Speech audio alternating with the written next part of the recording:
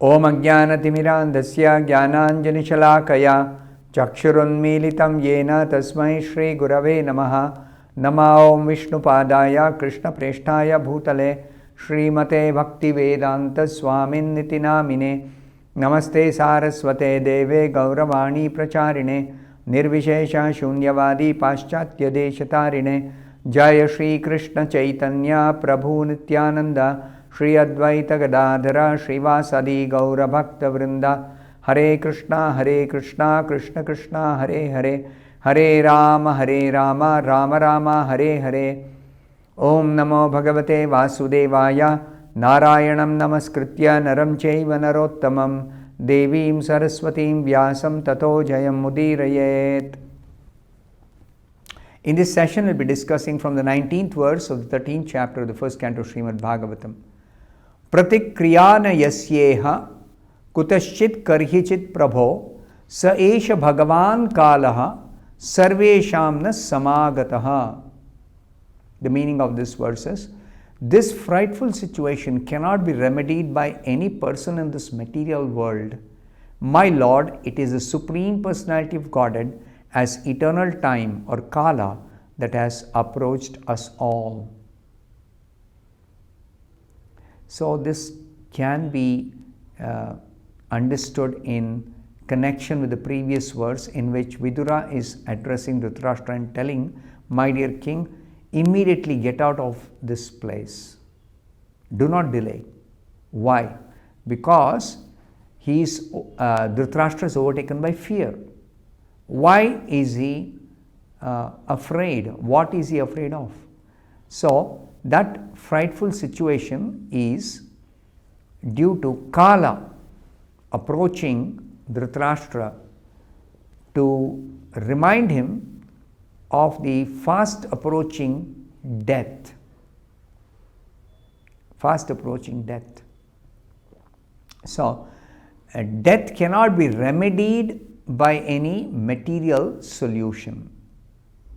There is no remedy for death in terms of working out a material escape path or a route. No.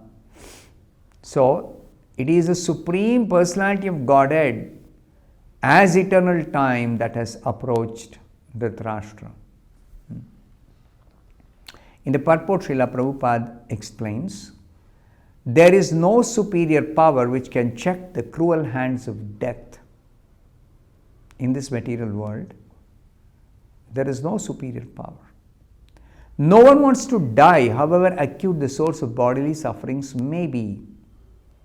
Even in the days of so-called scientific advancement of knowledge, there is no remedial measure either for old age or for death.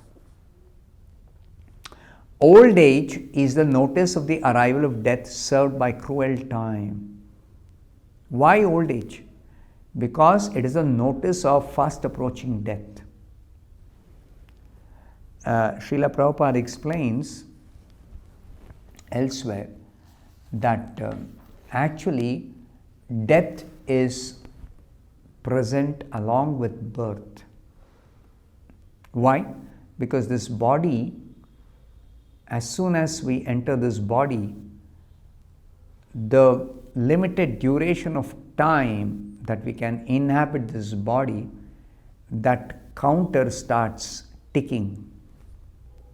So the countdown has begun the day we are born. Our lifespan keeps on reducing. And especially in younger age, we are completely forgetful of these reducing effect of Kala on our lifespan. We may think that, oh, maybe there is death, but it is long time to go before I die. Let me enjoy while I am young. And that enjoyment also, as we heard yesterday in the previous session, it is illusory and temporary. Only intelligent spiritualists don't have attraction for this illusory and temporary material happiness. The foolish materialists they do not know of spiritual happiness. So they think the only happiness that we can really have in this world is material happiness. So they chase material happiness, which is temporary and illusory. And they are always defeated in their attempt to enjoy material happiness. Always defeated by the laws of nature, material nature. So there is no remedy for old age or death. And old age means it is the notice of the arrival of death. No one can refuse to accept either summon calls or supreme judgment of eternal time. When we are supposed to quit this body, that is called death, we leave this body, spirit soul, which is eternal, I or you or any real person, we are eternal, but we have to leave the body. And in ignorance, we think this bodily existence is all in all, and we are not prepared for leaving this body. Then we are suddenly shocked. Why am I asked to leave this body? Where will I go? What will happen to me? How will I exist? This is the fear of death. Of course, before death comes, some foolish materialist may think everything is finished at death. But everything is not finished. It's only this body which is actually deteriorating. That is going to be finished. But you are going to continue to exist after death. This is a very, very, very important lesson given in our scriptures, in spiritual literature.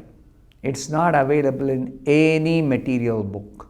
They do not know what life really is. They have no idea.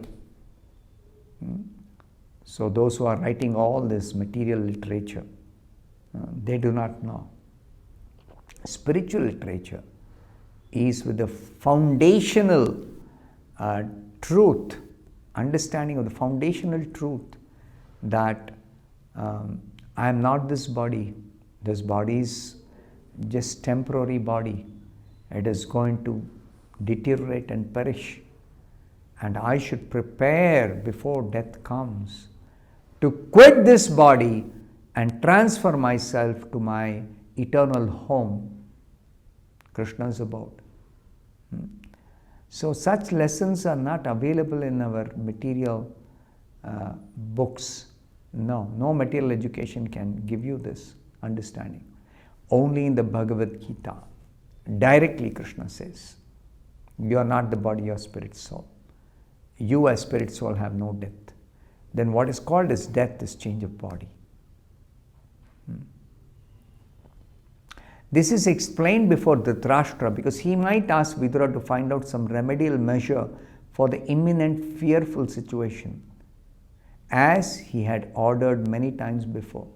Whenever there was danger, Dhritarashtra was having his brother Vidura, younger brother Vidura, as his advisor. And whenever there was some difficulty or danger in a political situation, Vidura was giving very good advice to Dhritarashtra. So now, again Vidura has come to the palace, and when Vidura is warning Dhritarashtra, there is danger, beware, then Dhritarashtra might ask Vidura, okay, you are warning me of the danger, but you find a solution so that I am protected. Remaining here, I am protected against the danger. So Vidura is telling there is no remedial measure available by staying in the palace, while staying in the palace. No, there is no remedial measure like that. Before ordering, however, Vidura informed Dhritarashtra that there is no remedial measure by anyone or from any source in this material world. There is no material solution for this problem of death. This we have to get convinced, because we are always hoping somehow I will overcome some bodily problem, and we have been doing it. As long as there is life in this body, there is always some remedial measure we figure out, or we somehow manage to survive. But that will not work at the time of death. This is the important point here. Because there is no such thing in the material world, death is identical with the Supreme Personality of Godhead, as it is said by the Lord Himself in the Bhagavad Gita. What does Krishna say in the Bhagavad Gita? Mrityu sarvaharashchaham.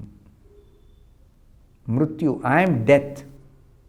And as death, sarvaharaha, I take away all your material possessions. I terminate your material existence in the body. Material existence means this body, bodily existence. And you are left with nothing. None of your material possessions, none of your material relationships, none of your material assets, none of your material knowledge, nothing you are left with. Sarvaharashchaham. That's why sometimes death is called all-devouring death. All-devouring death. So, Srila Prabhupada gives an example here. Death cannot be checked by anyone or from any source within the material world. And Prabhupada gives the example here. Hiranyakashipu wanted to be immortal and underwent a severe type of penance by which the whole universe trembled. Hiranyakashipu amassed a lot of power by performing severe austerities and asking for boons from Brahma. And Brahma himself approached Hiranyakashipu to dissuade Hiranyakashipu from such a severe type of penance. So Hiranyakashipu's plan was to become immortal. But Brahma wanted to dissuade him from this penance, because it is futile to think that I will do tapasya so that I will become immortal, material type of tapasya. Hiranyakashipu asked Brahma to award him the blessings of immortality. But Brahma said that he himself was subject to death, even in the topmost planet, Brahmaloka.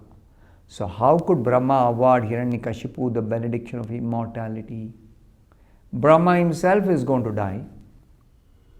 Then how can Brahma give anybody else immortality when he himself is subject to death? So the lesson to be learnt is, everyone, beginning from Brahma down to the most insignificant creature in this material world who's taken birth, is subject to death. Nobody can escape death. There is no question of immortality in this body or in any body, any material body. There is no immortality.